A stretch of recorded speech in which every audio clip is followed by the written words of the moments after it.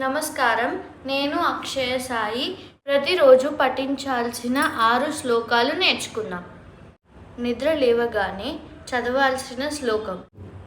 కరాగ్రే వసతే లక్ష్మి, కరమధ్యే సరస్వతి, కరమూలే తు గోవింద, ప్రభాతే కరదర్శనం.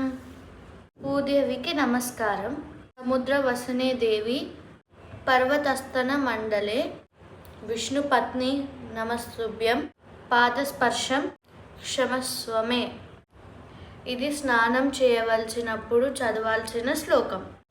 గంగే చ యమునే చైవ గోదావరి సరస్వతి నర్మదే సింధు కావేరి జలస్మిన్ సన్నిధిం కురు.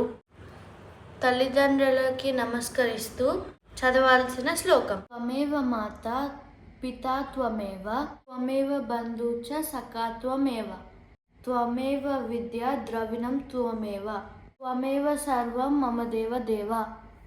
భోజనం చేయనప్పుడు చదవాల్సిన శ్లోకం. అన్నపూర్ణే సదాపూర్ణే శంకర ప్రాణవల్లభే, జ్ఞాన వైరాగ్య సిద్ధ్యర్థం భిక్షాం దేహి చ పార్వతి.